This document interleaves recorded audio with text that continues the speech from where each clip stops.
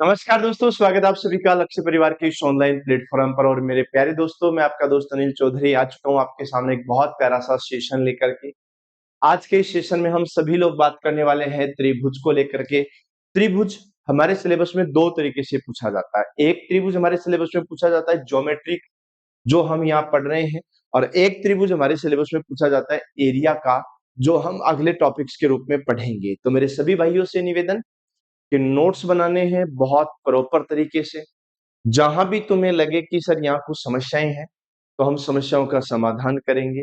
तुम बहुत बढ़िया तरीके से पढ़ाइयाँ वढ़ाइयाँ करना अच्छे तरीके से, ठीक है। तो आज के सेशन को हम लोग आगे बढ़ा ही रहे हैं। तो मेरे सभी भाइयों को राम राम, नमस्कार, जय हिंद, जय भारत और जय जोहार के साथ आज के इस सेशन को शुरू कर रहे हैं। मैं आपको बताना चाहूंगा कि जो ऑफलाइन में पढ़ाया जा रहा है वो मैथमेटिक्स का कोर्स अगर आपको लाइव चाहिए तो मिलेगा 499 रुपए में, और प्रैक्टिस के लिए आपको पुस्तक जो मिलेगी वो मात्र 199 रुपए में। यानी थ्योरी आप भले ही कंप्लीट यहाँ पढ़ लो, कोई प्रॉब्लम नहीं है, पूरी थ्योरी मैं यहाँ पढ़ा दूंगा, कोई दिक्कत नहीं है। लेकिन आपको ध्यान रखना है, प्रैक्टिस आपको मैक्सिमम करनी है। और जब प्रैक्टिस खत्म हो जाए ना, है ना, तो उसके बाद में आपको पीवाईक्यूज और मॉडल पेपर भी कवर करने हैं। तो प्रैक्टिस के लिए ये मैथमेटिक्स की बुक आपको लक्ष्य क्लासेस के मोबाइल एप्लीकेशन और नजदीकी बुक स्टोर पर अवेलेबल हो जाएगी। और मेरे भाइयों, आज के सेशन को हम शुरू कर रहे हैं। यहाँ जैसा कि आप देख रहे हैं, ये वो क्वेश्चन है जो नए पैटर्न के अकॉर्डिंग बने हैं। मतलब नए पैटर्न के आधार पर हम लोग पढ़ रहे हैं। जिस जब से आलोक राज जी ने कहा है कि परीक्षणों के जो उत्तर हैं वो सीधे सीधे नहीं आएंगे, जब से उन्होंने कहा है कि उत्तर सीधे सीधे नहीं आएंगे, तब से हम लोगों ने हमारा पैटर्न ही बदल दिया है। पूरा पैटर्न आपको ध्यान में रखना है। इधर देखो, हम लोग क्या बातें कर रहे हैं। यहाँ पर बात हुई है त्रिभुज के प्रकार की, और याद रखना त्रिभुज के प्रकार के इधर प्रकार आ गए, इधर इनके बारे में विशेषताएं आ गई।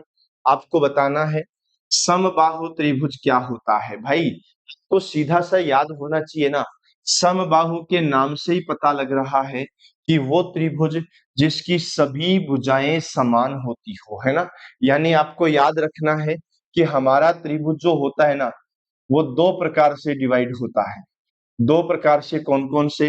एक तो हमारा त्रिभुज डिवाइड होता है कोण के आधार पर, और एक हमारा त्रिभुज डिवाइड होता है भुजा के आधार पर, है ना। एक कोण के आधार पर होता है और दूसरा होता है हमारा त्रिभुज भुजा के आधार पर। अब कोण के आधार पर भी आप जानते हो, भुजा के आधार पर भी आप जानते हो। अगर कोण के आधार पर मैं देखूं ना, तो मेरा सबसे पहले नाम आता है न्यून कोण त्रिभुज, उसके बाद में आता है समकोण त्रिभुज, उसके बाद में आता है अधिक कोण त्रिभुज। ये तीन ही तो नाम आते हैं। एक तो न्यून कोण त्रिभुज आता है, एक समकोण, एक अधिक कोण। और भुजा के आधार पर जो होते हैं ना, एक होता है मेरे भाइयों समबाहु त्रिभुज, जिसकी सभी भुजाएं समान हो। एक होता है मेरे भाइयों समद्विबाहु त्रिभुज, समद्विबाहु त्रिभुज। और एक जो त्रिभुज होता है ना, उसको हम बोलते हैं विषम बाहु त्रिभुज। विषम बाहु का मतलब वो त्रिभुज जिसकी सभी भुजाएं अलग अलग होती हो। तो यही तो होता है। तो ये आपको ध्यान रखना है। हम इसके अंदर पुराने पेपर्स में आए हुए क्वेश्चन यानी पीवाईक्यूज हैं, उनको भी बहुत अच्छे से पढ़ेंगे। इधर देखो, समबाहु जिसकी तीनों भुजाएं समान होती हो, समद्विबाहु त्रिभुज जिसकी कोई भी दो भुजाएं समान होती है ना, उसको समद्विबाहु त्रिभुज बोलते हैं। और विषम बाहु त्रिभुज जिसकी सभी भुजाएं अलग अलग होती है। पहले के अंदर दो होना चाहिए बच्चों, दूसरे के अंदर तीन होना चाहिए। पहले में दो, दूसरे के अंदर तीन होना चाहिए। इसमें दूसरे में तीन नहीं है, इसमें दूसरे में तीन है। ये अपना राइट आंसर हो जाएगा। इसमें तो पहले में भी दो नहीं था, तो ये तो ऑलरेडी अलग आंसर हो गया है। आपको ध्यान ये रखना है कि परिभाषाएं आपके लिए बहुत महत्वपूर्ण हो जाती है। और परिभाषाएं आपके लिए इसलिए महत्वपूर्ण हो जाती हैं क्योंकि जब आप पुराना एग्जाम का पैटर्न देखोगे ना, तो आपको ऐसे ऐसे क्वेश्चन मिलेंगे जो आप खुद देख ही लाइफ में पहली बार रहे हो। तो वो आप लोगों को ध्यान रखना है। क्लियर है ना बच्चों? तो चलो मैं अगले क्वेश्चन में चला। इधर देखो, यहाँ पर सूची एक को सूची दो से मिलाना है। भाई साहब इस वाले क्वेश्चन को तो मैं आपको बता रहा हूँ जी, आप है ना स्टार लगा दो। स्टार क्यों लगा दो? क्योंकि यहाँ से क्वेश्चन बहुत पूछा जाता है। हम लोगों ने जब त्रिभुज की दो कक्षाएं पढ़ी पढ़ी पहली समरूपता और सर्वांग समता, तो जो पहली कक्षा है उसके अंदर शुरू के अंदर मैंने आपको बताया था। मेरी बात को सुनो। देखो, केंद्रक क्या होता है? अंतः केंद्र क्या होता है, परिकेंद्र क्या होता है, लंब केंद्र क्या होता है। मेरी बात सुनो, देखो, जहां लंब केंद्र वो होता है जहां शीर्ष लंबों का मिलान बिंदु होता है। शीर्ष लंबों का मिलान बिंदु कैसे, देखो मेरी बात सुनो, यहां लंब बनाया और ये यहां तक पहुंच गया, यहां लंब बनाया और ये यहां तक पहुंच गया, और यहां लंब बनाया और ये यहां तक पहुंच गया। तो देखो, लंब केंद्र वो होता है जहां शीर्ष लंबों का मिलान बिंदु होता है। ये आप लोगों को याद रख लेना है। चलो ठीक है बच्चों, याद रखना, चौथे के अंदर तीसरा है, चौथे के अंदर तीसरा यहां है, पहले के अंदर दूसरा। केंद्रक क्या होता है, तो भाई वो तो मैंने आपको बताया था केंद्र क्या होता है। हमारे पास एक त्रिभुज होता है, कोण को समान दो भागों में बांटते हुए एक माध्यिका बनाई जाती है। ऐसी तीन माध्यिकाएं होती हैं, और तीनों माध्यिकाएं जिस बिंदु पर मिलती है ना, उसको केंद्रक कहते हैं। ये सही कह रहे हैं, पहले में दूसरा होना चाहिए, पहले में दूसरा हो गया। अंतः केंद्र क्या होता है और परिकेंद्र क्या होता है, तो याद रखना मेरे भाइयों। मैं फिर बताता हूं कि देखो परिकेंद्र क्या होता है। तो आप एक काम करना बेटा, परिकेंद्र के लिए मैंने बताया था कि परिकेंद्र बनता कहां कहां है। आप एक त्रिभुज ले लीजिए, जैसे कोई भी त्रिभुज ले लेंगे आप, त्रिभुज की भुजा का मध्य बिंदु ले लो, और मध्य बिंदु लेकर के मध्य बिंदु पर 90 डिग्री का एंगल बना दो। और जहां 90 डिग्री के एंगल, यानी भुजाओं के ऊपर आपको लंब बनाना है, और वो भी तब जब भुजाएं समान दो भागों में डिवाइड होती हो। मतलब याद रखना बच्चों, तीसरे के अंदर चौथा है, तीसरे के, है ना, तीसरे के अंदर चौथा है, ये रहा तीसरे के अंदर चौथा। और अंतः के अंदर क्या होगा, जहां कोणों के अर्धक आपस में मिलते हैं, मतलब दूसरे के अंदर पहला। ये आप लोगों को याद रखना है। मेरी बात सुनो, मैंने आपको समझाया भी था, जो कोणों के अर्धक जहां मिलते हैं ना, याद रखना बच्चों, कोणों के अर्धक जहां मिलते हैं उसको हम लोग बोलते हैं अंतः केंद्र, उसको हम बोलेंगे अंतः केंद्र। और जो भुजा होती है ना, भुजाओं के अर्धक जहां मिलते हैं, भुजाओं के अर्धक, भुजाओं के अर्धक, वो भी याद रखना, लंब बनाते हुए जहां मिलते हैं उसको बोलते हैं बच्चों परिकेंद्र। ये आपको ध्यान रखना है। कोणों के अर्धक जहां मिलते हैं ना, उसको तो हम लोग क्या बोलते हैं, कोणों के अर्धक, उसको तो अंतः केंद्र बोलते हैं। और भुजाओं के अर्धक, वो भी लंब बनाते हुए, उसको हम लोग परिकेंद्र कहते हैं। ये मैंने आपको बता रखा है पहले से, तो याद रखना मेरे भाइयों। यहाँ पर आपका आंसर पहला ऑप्शन हो चुका है। हम अगले क्वेश्चन में चलेंगे। इधर देखो, एक कोण 90 डिग्री और शेष दो कोण न्यून कोण होते हैं। इसका मतलब यहाँ तीन कोणों की बात हो रही है, यहाँ तीन कोण की बात हो रही है। और तीन कोण की बात वही होती है बच्चों जहां पर आपको पता हो त्रिभुज होता हो। तीन कोणों की बात वही होगी जहां क्या होता हो, त्रिभुज। अब मुझे एक बात बताओ, क्या एक त्रिभुज में एक कोण 90 डिग्री का और शेष दो कोण न्यून कोण होते हैं? हम बोलेंगे सर बिल्कुल सही है, चलेगा। देखो, एक कोण 90 डिग्री हो गया है, ये एक कोण 90 डिग्री हो गया है ना, और ये इन दोनों का योग 90 डिग्री है, ये दोनों ही 90 से कम है, इसलिए हमने इसको न्यून कोण बोला है। ठीक है ना। हाँ, और आपको बता दूं मैं, ये सब बातें समकोण त्रिभुज के बारे में चल रही है। यहाँ पर जितनी भी बातें आपकी चल रही है ना, सभी की सभी समकोण त्रिभुज को लेकर के डिस्कस हो रहा बाबू भैया। अब मेरी बात सुनो, परिकेंद्र, परिकेंद्र अभी अभी बात हुई थी। परिकेंद्र बनता है बच्चों भुजा के मध्य बिंदु पर जब 90 डिग्री एंगल बनाते हो तब बनता है। ये कर्ण के मध्य बिंदु पर होता है। अरे हमने परसों की कक्षा में यही तो पढ़ा था कि यहाँ 90 डिग्री का कोण बनाते हुए और यहाँ 90 डिग्री का कोण बनाते हुए ये कर्ण के मध्य बिंदु पर होता है। लंब केंद्र समकोण वाले शीर्ष पर होता है। लंब केंद्र भाई साहब समकोण वाले शीर्ष पर, सही कह रहे हो। लंब केंद्र कहाँ होता है, तो मेरी बात सुनो जी, लंब केंद्र समकोण वाले शीर्ष पर। समकोण तो ये हो गया ना, यहाँ शीर्ष पर होता है। कैसे, यहाँ बनाओ 90 डिग्री का एंगल बना दो सीधा सीधा, बिल्कुल सही कह रहे हो। और कर्ण, और कर्ण सबसे लंबी भुजा होती है। बिल्कुल चारों की चारों बातें सही है।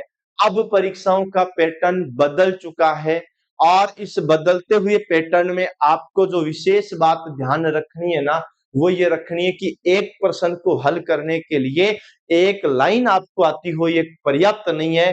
एक प्रश्न को अगर हल करना है तो आपको सब कुछ आना चाहिए, तब जाकर के आपका मामला बैठेगा, अदरवाइज आपका मामला नहीं बैठेगा। ये ध्यान रखना है, ठीक है ना। चारों के चारों ही सही है, आपको याद भी रखना है। चलो बच्चों, अगला क्या कहता है, माध्यिका सामने वाली भुजा को दो समान भागों में बांटती है। अरे बावड़ों, पहले तो ये बताओ माध्यिका बनती कहां से है। हमने कहा गुरुजी माध्यिका बनेगी कोण के अर्धक से। कहां से बनेगी, कोण के अर्धक से बनेगी। कोण के अर्धक का मतलब होता है, जो कोण होता है ना, कोण को समान दो भागों में, कोण को समान दो भागों में, समान दो भागों में बांटने वाली रेखा, समान दो भागों में बांटने वाली रेखा सामने की भुजा को, जो सामने की तरफ भुजा होती है ना, रेखा सामने की भुजा को, सामने की भुजा तथा सामने की भुजा तथा पूरे त्रिभुज को, पूरे त्रिभुज को समान दो भागों में बांटती है, समान दो भागों में बांटती है। ये ध्यान रखना भाई। एक चीज सोचो, मैंने आपको बताया था कि बड़े कोण के सामने की भुजा बड़ी होती है, छोटे कोण के सामने की भुजा छोटी होती है। अरे तो बावड़ो, फिर टेंशन कई बात के लिए नहीं। जब कोण, बड़े कोण की भुजा बड़ी, छोटे कोण की भुजा छोटी, जब कोण ही दो भागों में डिवाइड हो गया तो भुजा भी दो भागों में डिवाइड हो जाएगी। मतलब याद रखना है, मेरी बात को समझे। जैसे मैंने यहाँ पर एक त्रिभुज बनाया, आपके कहने से माध्यिका सामने वाली भुजा को दो भागों में बांटती है। अरे कोण के बीच में से निकल रही है तो भुजा के भी बीच में से निकलेगी। एक त्रिभुज में अधिकतम 3 माध्यिकाएं हो सकती है, बिल्कुल सही कह रहे हो, है ना। एक त्रिभुज के अंदर अधिकतम 3 ही माध्यिकाएं हो सकती है। 3 भुजा होती है, 3 माध्यिका होती है। अगर तीनों भुजाएं अलग अलग होती हैं तो बच्चों तीनों माध्यिकाएं भी अलग अलग होगी। ये बात भी आप लोगों को ध्यान रखनी है, ठीक है। माध्यिका त्रिभुज के क्षेत्रफल को 1:1 कर देती है, सही तो कह रहे हो। पूरे के पूरे एरिया को समान दो भागों में बांट देती है, पूरा क्षेत्रफल दो भागों में डिवाइड हो जाता है। ये आप लोगों को ध्यान रखना है। और तीनों माध्यिकाएं जिस बिंदु पर मिलती है उसे अंतः केंद्र कहते हैं। ये बात भी आप सही कह रहे हो बच्चों, इसको अंतः केंद्र। अब देखो एक चीज और बताता हूं, एक बात याद रखना, मैं यहाँ थोड़ा सा कॉम्प्लिकेटेड चीज है, मैं आपको एक बार कॉम्प्लिकेटेड चीज समझा देता हूं। देखो मेरी बात को समझो, मैं जो आप लोगों को कह रहा हूं उस कहानी को पूरा समझना आप, है ना। देखो, हमने एक त्रिभुज बनाया, है ना, हमने यहाँ एक त्रिभुज बनाया और इस त्रिभुज की कहानी क्या है, हमें हर एक त्रिभुज की कहानी जाननी है।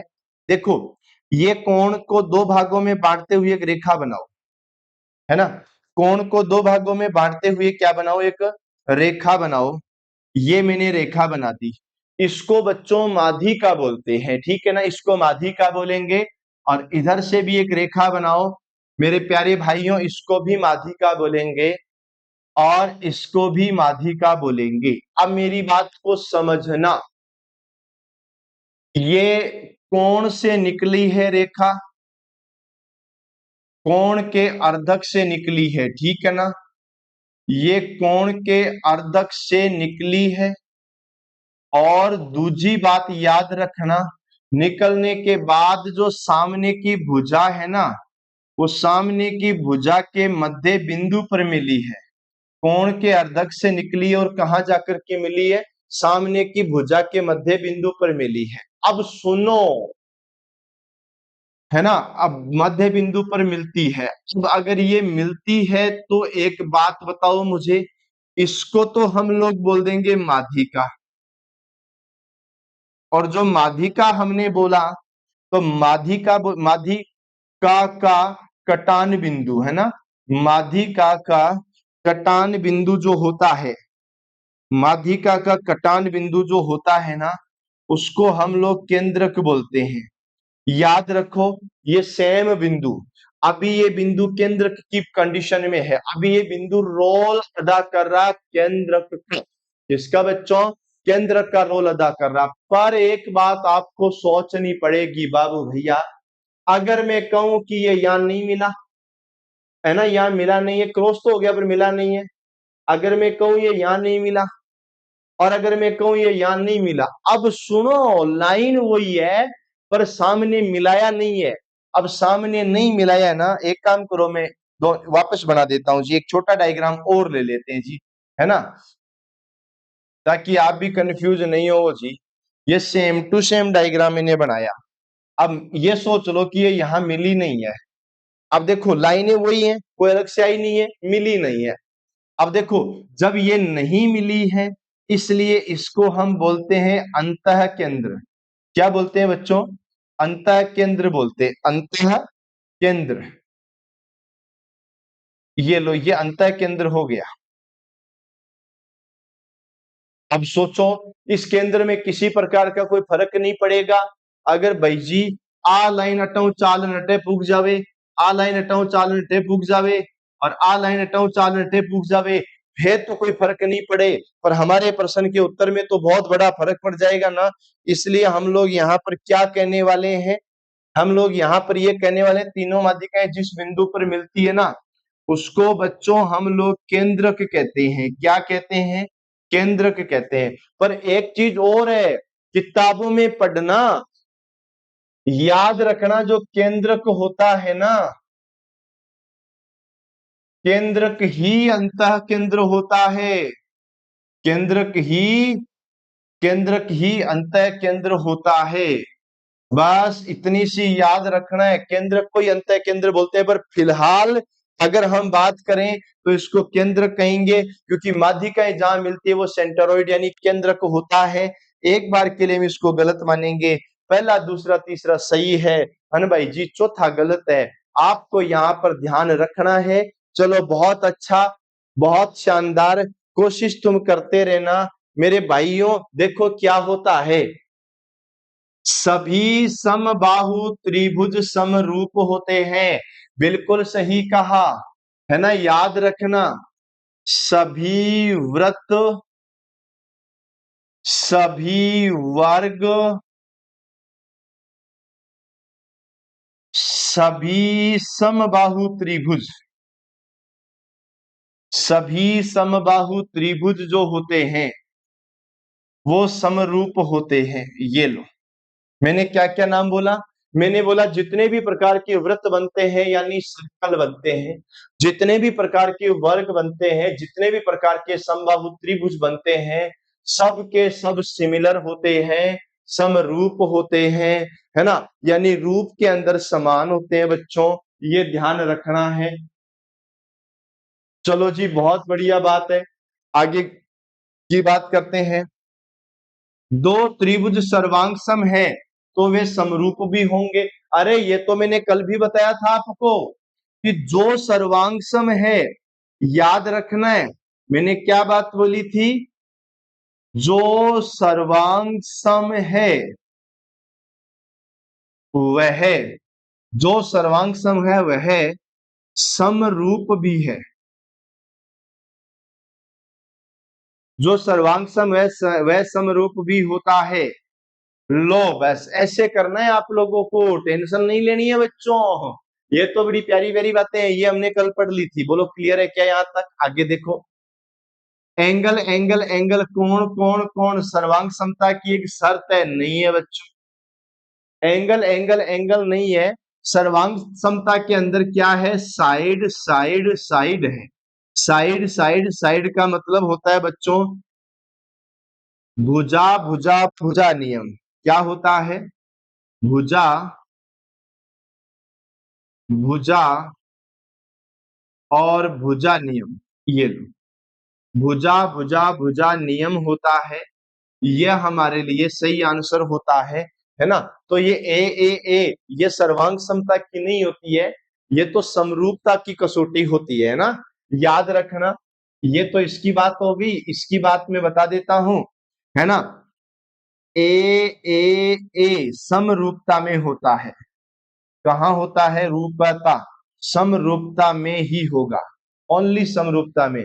भुजाओं का अनुपात समान होने पर त्रिभुज समरूप होते हैं। बिल्कुल सही कहा आपने, मेरी बात को सुनो। देखो इन्होंने क्या कहा है, एक बात और बताता हूं मैं। भुजाओं का अनुपात समान होने, यार देखो एक चीज है, इसको थोड़ा सा मैं चेंज करूं क्या? वैसे कहने को तो इसने सही कहा है, पर हम इसके अंदर भी कमियां निकालें तो निकाल सकते हैं। संगत भुजाओं का, संगत भुजाओं का अनुपात, संगत भुजाओं का अनुपात क्या होना चाहिए? समान होना चाहिए। लेकिन एक चीज और कहता हूं मैं आप लोगों को, याद रखना, पहला और दूसरा तो सही है ना, पहला और दूसरा तो सही है। और यहाँ संगत भुजाओं का अनुपात समान ऐसा होना चाहिए, कमियां तो निकाल सकते हो। लेकिन आपने क्या कहा कि भुजाओं का अनुपात समान होने पर त्रिभुज भी समरूप होंगे, है ना। जैसे मैं एक त्रिभुज बनाता हूं, मान लो इसकी भुजा मैंने 3 ले ली, इसकी 3 ले ली, इसकी 3 ले ली, तो अनुपात सेम हुआ कि नहीं हुआ? पर और इधर भी ले लिया मैंने, इधर 4 ले लिया, 4 ले लिया, अनुपात सेम हुआ कि नहीं हुआ? तो जहां अनुपात सेम होता है वहां पर समरूप होते ही है। तो याद रखो बच्चों कि पहला दूसरा तो सही है, पहला दूसरा सही है, चौथा भी सही है, पर तीसरा क्या है जी? गलत है। इतना सा आपको याद रखना है। चलो बहुत अच्छी बात है, आगे की बात करें। देखो बच्चों, ये हमारे पीवाईक्यूज आ गए, ये हमारे एलडीसी के पेपर में आया हुआ क्वेश्चन है। आप देखना कैसे करना है। एंगल त्रिभुज ए बी सी में बाह्य कोण कोण बी तथा कोण सी के समद्विभाजक बिंदु ओ पर मिलते हैं। कोण ए 62 है तो कोण बी ओ सी का मान। इन्होंने कहा कि बच्चों एक त्रिभुज है जिसका नाम है ए ए बी सी, एक त्रिभुज है जिसका नाम क्या है बच्चों? ए बी सी है। इन्होंने कहा कि बाह्य कोण बी तथा कोण सी, बाह्य कोण बी तथा कोण सी, ये देखो बच्चों, बाह्य कोण बी तथा कोण सी के समद्विभाजक बिंदु ओ पर मिलते हैं। कोण पी, बाह्य कोण, देखो पूरी लाइन पढ़ना है। यहां लिखा हुआ है बाह्य कोण बी, तो बाहर का जो कोण है वो बी है। बाह्य कोण बी और एंगल सी के समद्विभाजित बिंदु ओ पर मिलते हैं। चलो मिल गए। एंगल ए अगर 62 है, मेरी बात को समझना, अगर अगर एंगल ए 62 है तो एंगल बी ओ सी क्या होगा? बी ओ सी। मैं आपसे इतना सा कहूं कि बच्चों ये वाला एंगल क्या हो जाएगा? तो तुमको बिल्कुल भी टेंशन नहीं लेनी है, मस्त तरीके से रहना है। ये जो एंगल बी ओ सी है ना बच्चों, ये एंगल बी ओ सी हो जाता है 90 डिग्री माइनस एंगल ए का आधा हो जाता है। 90 डिग्री माइनस एंगल ए का क्या होगा? आधा होगा। बताओ यहां तक ठीक है क्या? 90 अपनी जगह रहेगा गाइज। और याद रखना जी, 62 का आधा 31 होता है, और 31 लिखने से 59 आता है, और ये हमारा 59 उत्तर हो गया है। ऐसे ऐसे आप लोगों को क्वेश्चन करने हैं, बड़े शानदार तरीके से, बड़े अच्छे तरीके से कोशिश सबको करनी है, ठीक है ना। और हाँ, जो मैं आप लोगों के लिए प्रयास कर रहा हूं, डेली शाम को 6 बजे आपके लिए एक रिकॉर्डेड क्लास लेकर के आ रहा हूं। अगर आपको लग रहा है कि सर हमारे फायदा हो रहा है, आप हमारे लिए कर रहे हैं, तुम्हें लगता है कि मैं तुम्हारे लिए कर रहा हूं, तो मेरे भाइयों इतना सा मेरा निवेदन है कि अगर आप चैनल पर नए हैं तो सब्सक्राइब कर लेना, और अपने सभी साथियों तक इस कक्षा को जरूर पहुंचाना, ताकि मुझे और मोटिवेशन मिले, मैं आप लोगों के लिए और कर सकूं, ये आपको ध्यान रखना है। तो गाइज, अगला क्वेश्चन हमारा क्या कहता है? त्रिभुज एबीसी, त्रिभुज पीक्यूआर। तो मैं पहले दो त्रिभुज बनाता हूं। देखो मेरे भाइयों, यहां पर मैंने क्या कहा? त्रिभुज ए बी सी, अठे ए लिखियो, अठे बी लिखियो, अठे सी लिखियो, और दोबारा बनाओ पी क्यू आर। ये पी हो गया बच्चों, ये क्यू हो गया, ये आर हो गया, यानी ए बी बराबर पी क्यू है। ये दोनों की दोनों बराबर हैं, ए बी के बराबर पी क्यू है, इतना याद रखना।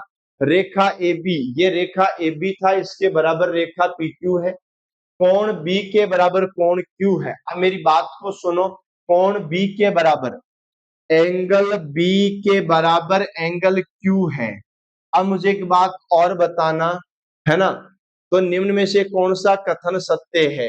भाई बीपी के ए बी के बराबर पी क्यू, ये दो रेखाएं। अब मेरी बात को सुनो, मैं आप लोगों को जो कहना चाह रहा हूं उसकी पूरी बात को समझना, ठीक है ना। मैंने क्या कहा? मैंने कहा देखो, अगर ये दोनों भुजाएं समान है ना बच्चों, ये दोनों भुजाएं समान हैं, तो इनके सामने वाला एंगल भी तो समान होगा, है ना। कोण बी और कोण क्यू समान है, ये और ये समान है, ये आपको ध्यान रखना है। अब सीधी सी बात ये है, अगर ये और ये समान है तो बच्चों ये भी तो समान होंगे ना, कोण के सामने की भुजा भी तो समान होगी ना। तो तुम एक बात मुझे बताओ, इन्होंने कहा समरूप नहीं है, बात गलत है। समरूप हो सकते हैं अथवा नहीं भी हो सकते, ये बात भी गलत है। बात रही सर्वांग समता की, तो मेरी बात को सुनो, याद रखो बच्चों, मैंने क्या बताया था? एक भुजा, दो संगत भुजाएं समान है, एक एक कोण समान है। अब बात यह है कि कोण समान है, ये दोनों कोण, ये कोण समान है, तो ये भुजा भुजा भी समान होगी। तो देखो, एंगल एंगल, ये वाला एंगल समान है ना। इसके अलावा ये वाली साइड और ये वाली साइड समान है ना। तो देखो, साइड एंगल साइड रूल हमारा लग गया। और ये क्या है बच्चों? ये सर्वांग सम है। क्या है? सर्वांग सम है। और सर्वांग सम है ना, तो हमने ये लगा दिया। क्या नियम लगाया? मेरी बात को समझना। आपको पहले ही बोला गया था एक एक भुजा सेम है तो साइड हो गया, फिर बोला एंगल सेम है तो एंगल हो गया। भाई कोण समान है तो कोण के सामने की भुजा भी तो समान होगी ना। अब याद रखो, इन्होंने बोला सर्वांग सम है, ये तो बात सही है। इन्होंने बोला समरूप है। अगर कहीं पर अगर कहीं पर ऐसा लिखा हो ना बच्चों कि सर्वांग सम है ना, तो तुम्हारे माइंड में दोनों बातें आनी चाहिए। तुम्हें वो ये कहना चाहता है बच्चों कि सर्वांग सम भी है, और तुम्हें कहना चाहता है कि समरूप भी है। लेकिन अगर कहीं पर गलती से समरूप लिखा हुआ आ जाए ना, तो ये आइडिया मत लगा लेना कि सर वो तो सर्वांग सम भी होगा। तो मैं आपको कह रहा हूं, हो भी सकता है, नहीं भी हो सकता है, फिक्स नहीं है, पर समरूप है। तो समरूप में केवल समरूप का ही सोचना है। अब हमें पता लग गया कि ये तो सर्वांग सम है। यहाँ क्या लिखा हुआ है? यहाँ समरूप लिखा हुआ है। जो समरूप होता है वो सर्वांग सम हो, ऐसा जरूरी नहीं है ना, इतना तो आपको ध्यान रखना है। तो सी ऑप्शन अपना सही हो गया। ये देखो, फिर से बड़ा प्यारा क्वेश्चन है। चित्र में यदि angle A B C 65 degree है ना, ए बी सी 65 डिग्री है और ए सी बी 35 डिग्री है, तो बी डी सी कितना होगा? मेरे भाइयों, वैसे देखा जाए तो त्रिभुज आपके सिलेबस में है, ये वृत्त आपके सिलेबस में नहीं है। फिर भी हम लोग वृत्त का क्वेश्चन पढ़ रहे हैं। तो वृत्त का क्वेश्चन पढ़ रहे हैं ना बच्चों, उसके पीछे बहुत बड़ा रीजन है कि इसके अंदर जो भी नियम लगेगा, जो कानून कायदे लगेंगे ना, वो मेरे भाइयों हमारे त्रिभुज वाले लगेंगे। मैं आपको एक बात बताऊं क्या? देखो, ये त्रिभुज बना हमारा, इस त्रिभुज में इस साइड तो 35 डिग्री का एंगल बन रहा है, इस साइड 65 डिग्री का बन रहा है। हमें तो इसका पता करना है ना। अगर हमें इसका पता करना, तो एक काम करो बच्चों, 5 और 5 10 का जीरो लगा दो, हासिल 1। 3 और 6 9, 9 और 1 10 हो गया। बच्चों ये तो 100 हो गया, इन दोनों को मिलाने से 100 हो गया। अगर इनको मिलाने से 100 हो गया ना, तो इधर केवल 80 बचा है, क्योंकि त्रिभुज के तीनों कोणों का योग 180 होता है। ये 100 हो गया तो इधर केवल 80 बचा, इतना याद रखना। मैं फिर बता रहा हूं, ये दो कोण, इनका योग 100 हो गया तो इनका योग केवल कितना बचा है? 80 बचा है। अब सीधी बात, है ना। अब देखो ये त्रिभुज का नियम लग गया, त्रिभुज हमारे सिलेबस में भी है और नियम भी देखो त्रिभुज का लग गया। अब हमको क्या सोचना है, अब हमको ये सोचना है कि देखो याद रखना, जैसे मैंने यहाँ एक सर्कल बनाया, ये आपके सिलेबस में नहीं है। अब मैं थोड़ा सा आउट ऑफ सिलेबस की बात कर रहा हूं। यहां से मैंने ये बनाया, अब मैं ऊपर ऊपर की तरफ जितने भी एंगल बनाऊंगा, ऊपर ऊपर की तरफ जितने भी कोण बनाऊंगा ना बच्चों, ये सभी के सभी कोण समान होंगे। जितने भी मैं कोण बनाऊंगा एक ही जीवा से, हम हमारे सिलेबस में क्या व्रत है नहीं। अगर हमारे सिलेबस में व्रत होता ना तो मैं ये पढ़ा था।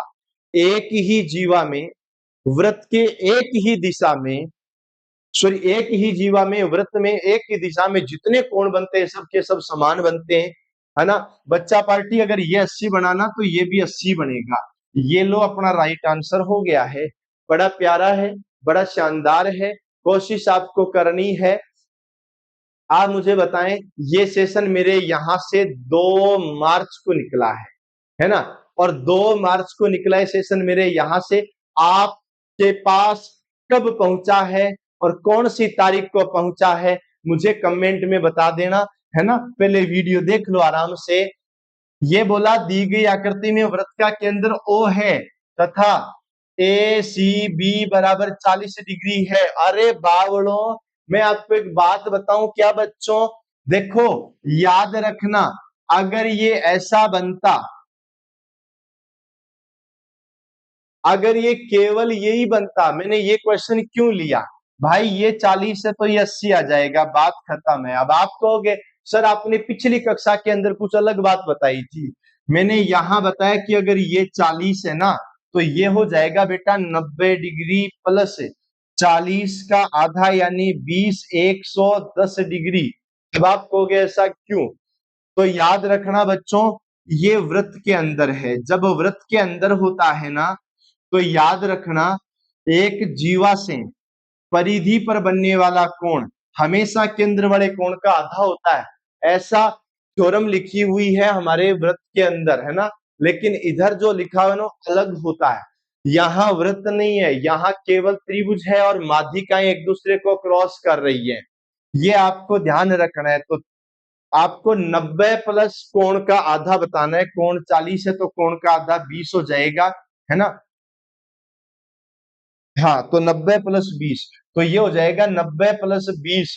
और 90 प्लस 20 कितना होता है बच्चों, 110 होता है। ये आपको ध्यान रखना है। चलो शानदार तरीके से, जानदार तरीके से, मजेदार तरीके से चलते रहो। आगे हम लोग बात करते रहेंगे। ये देखो ये क्या कहता है, एक वृत्त की त्रिज्या 6 सेंटीमीटर है तथा P कोई बिंदु जो केंद्र से 10 सेंटीमीटर दूर है। P से वृत्त पर खींची गई स्पर्श रेखा की लंबाई, थोड़ा सा ये स्पर्श रेखा सही नहीं लिखा है। अब आप कहोगे सर आपने वृत्त के क्वेश्चन ले आए जी, वृत्त तो हमारे सिलेबस में नहीं है जी। अरे बावड़ों में वही तो समझाऊंगा आपको, वृत्त सिलेबस में एक नहीं है, वैसे वृत्त सिलेबस में नहीं है। पर देखो प्रश्न यहाँ त्रिभुज के बनेंगे।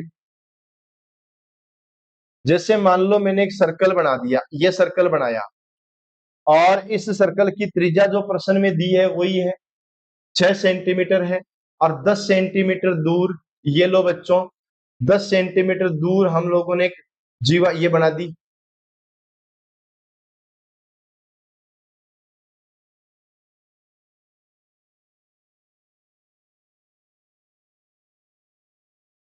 ये लो,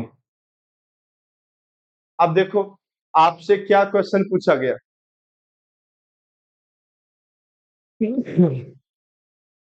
इन्होंने बोला वृत्त की त्रिज्या 6 सेंटीमीटर है बच्चों, तो एक काम करो तुम, अगर वृत्त की त्रिज्या 6 सेंटीमीटर है ना तो यहां से लेकर के यहां तक 6 ले लो, ठीक है।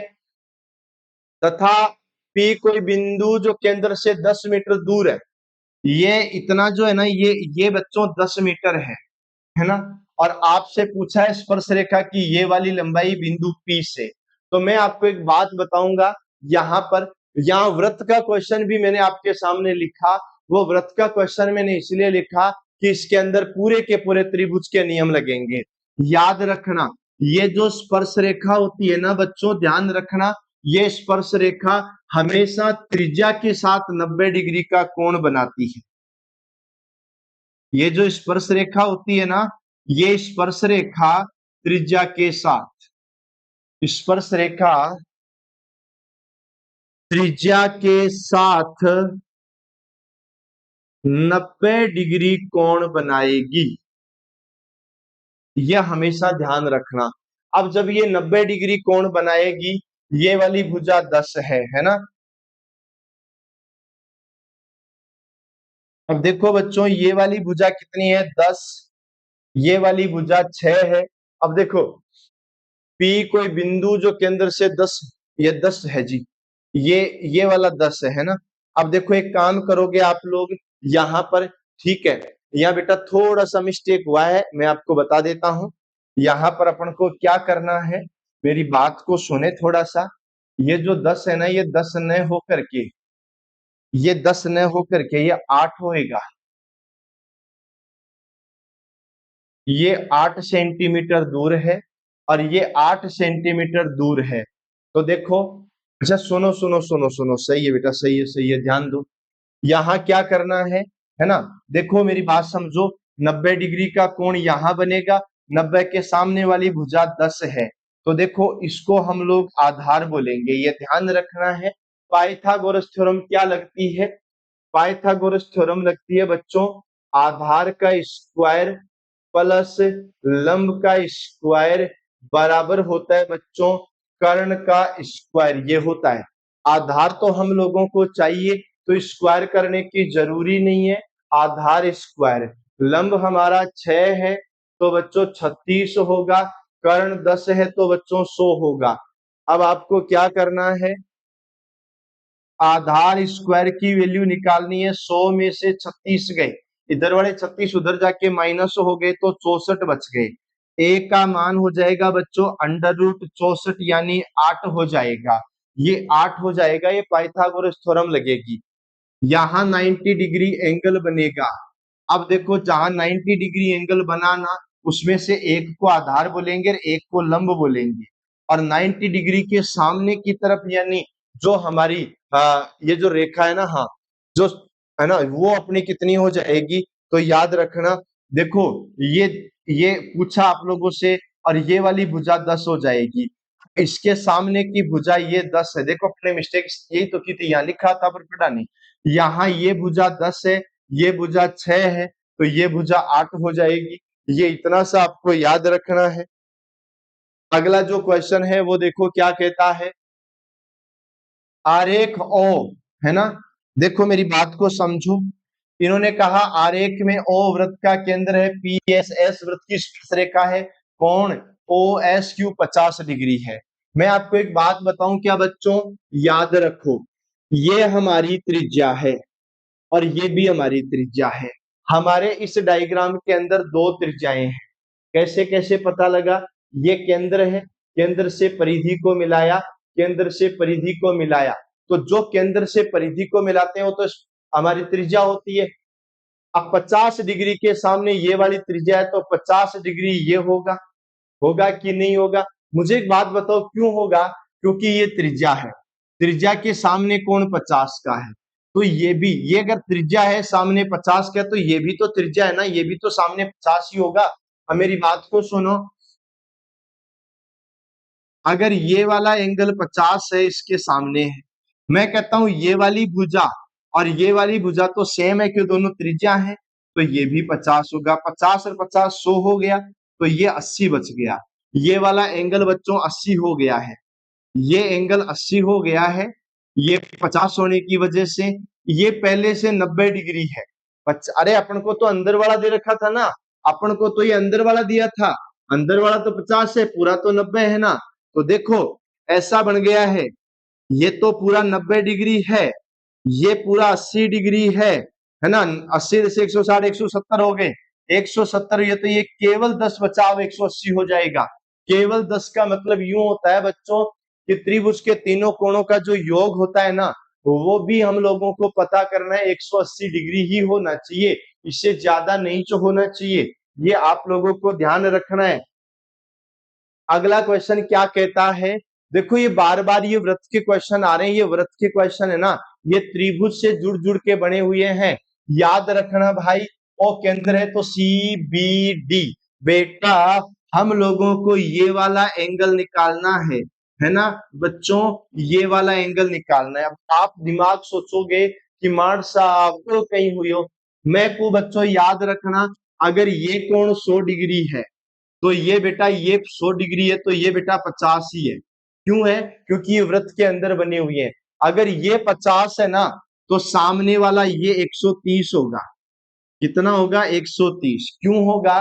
क्योंकि याद रखो हमारे तो वैसे काम का नहीं है, पर चतुर्भुज के अंदर है ना, एक चतुर्भुज के एक चतुर्भुज के 4 कॉर्नर होते हैं, और अगर चारों कॉर्नर वृत्त की परिधि के ऊपर टिके हुए होते हैं ना, आमने सामने के कोणों का योग 180 डिग्री होता है। अब है नहीं हमारी तो बात अलग है।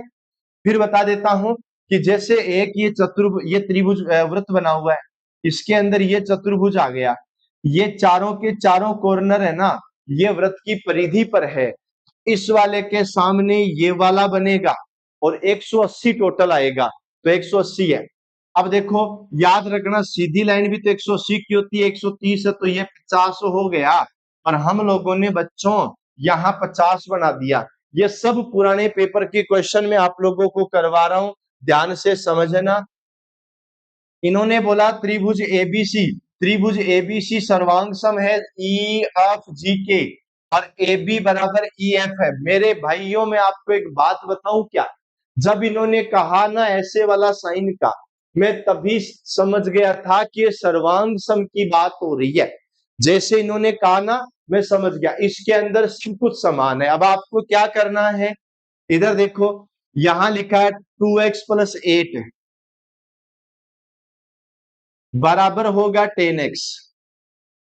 क्यों होगा? क्योंकि दोनों त्रिभुज सर्वांग सम है, और समकोण त्रिभुज सर्वांग सम जब होता है ना, तो समकोण त्रिभुज सर्वांग सम तभी होता है जब कर्ण के बराबर कर्ण होता है, आधार के बराबर आधार होता है।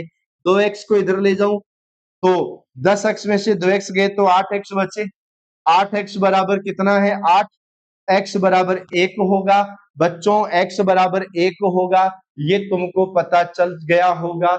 y का और पता करते हैं, y + 2x, y + 2x हो गया, 2x बराबर 10x, 10x - y। तो मेरी बात सुनो, y + 2 हो गया, y + 2 बराबर 10 - y। मेरी बात सुनो बच्चों, y को इधर ले आओ तो y और y 2y हो जाएंगे, -y इधर आते +y हो जाएगा, 2y प्लस वाले 2 को उधर ले जाओ, माइनस के 2, 8 हो गए, और y का मान 4 आ गया। y का मान यहाँ 1 है, y का मान यहाँ 4 है, ये सही हो जाएगा। y का मान यहाँ 3 है, ये भी गलत हो जाएगा। इतना आपको ध्यान रखना है। चलो बच्चों ये ध्यान रखना। अगला जो हमारा क्वेश्चन है ये क्या कहता है, त्रिभुज ए बी सी के आधार BC के कोण B का अंतर्र्धक और C का बाह्य अर्धक के बीच बना कोण किसके बराबर? अरे बावड़ो, आज वाले इस टॉपिक का, इस क्लास का पहला प्रश्न है। ये देखो एक बनाया हमने, इधर लिखा हमने ABC, इन्होंने कहा कि BC पर कोण B का अंतः अर्धक है, कोण B का अंतः अर्धक है, और कोण C का बाह्य अर्धक है, इनके बीच का कोण क्या होगा? तो मैंने बताया था ना बच्चों, याद रखना 90 डिग्री माइनस एंगल ए का आधा, यही तो बताया था। 90 डिग्री माइनस एंगल ए का आधा, यही बताया था, आपको यही ध्यान रखना है। चलो बच्चों ये वाला क्वेश्चन क्या कहता है? अरे ये तो हो गया होगा ना, ए बी सी पूछा है ना, ए बी सी, ये 130 है, तो बच्चों याद रखना 130 का आधा 65 ही होगा, ठीक है ना। अगर ये त्रिभुज में होता तो अलग होता, अभी 130 है तो ये 65 होगा, ये 180 होना चाहिए, इनका टोटल 180 होना चाहिए। 180 में से 65 चले गए तो बच्चों 10 में से 5 गए तो 5, 18 में से 6 गए, सॉरी 18 तो बचा नहीं, 17 बचा, 17 में से 6 गए तो कितने बच गए? तो हमने भी कहा जी 17 में से 6 गए तो 12 बच गए, 125 डिग्री, सॉरी माफ कीजिएगा 11 है ना, हाँ, 17 में से 6 गए तो 11 बच गए, 115 डिग्री ये हमारा राइट आंसर हो जाएगा। बोलो क्लियर है ना? इतना सा आप लोगों को ध्यान रखना है। चलो मैं अगले क्वेश्चन की ओर चलूं, ये क्या कहता है भाई? ये वाला क्वेश्चन, ये तो मैं कह रहा हूं तुम तो मोस्ट एंड इंपोर्टेंट लगा लो। देखो ध्यान से समझो, याद रखना, चित्र क्यू पी आर अर्धक पी एस है ना? Q P R, Q P R का अर्धक पी एस है। इस कोण को समान दो भागों में बांटते हुए यहाँ एक माध्यिका बनाई और यहाँ 90 डिग्री का एंगल बनाया। बीच का कोण हमसे पूछा, तो मैं आपको सीधा सा बता देता हूं। देखो ये कोण आर है और कोण क्यू है। कोण क्यू बड़ा है, कोण क्यू बड़ा है ना बच्चों, तो कोण क्यू में से घटाओ कोण आर को और कर दो बच्चों 1/2, अपना आंसर आ जाएगा। ये एक तरीका होता है, एक सीधा थ्योरम होता है कि बीच वाले का इस, देखो इसका मान तभी आएगा जब इन दोनों को घटा के आधा करोगे, तो 1/2 कोण क्यू माइनस आर, 1/2 कोण क्यू माइनस आर, ये आप लोगों को ध्यान रखना है। चलो यार बहुत बढ़िया क्वेश्चन था, और मैं सभी भाइयों को कहना चाहता हूं कि अगर तुम तैयारी कर रहे हो ना एलडीसी की या अपने सीईटी की, तो ये आपके लिए बहुत महत्वपूर्ण है। मात्र और मात्र 499 रुपए में मैथ्स का कोर्स है और कंप्लीट बहुत प्यारी सी प्रैक्टिस बुक आपके लिए है। तो मेरे भाइयों, अब मैं मिलूंगा आपसे बहुत ही जल्द अगले सेशन में, तब तक के लिए सभी को ऑल द बेस्ट।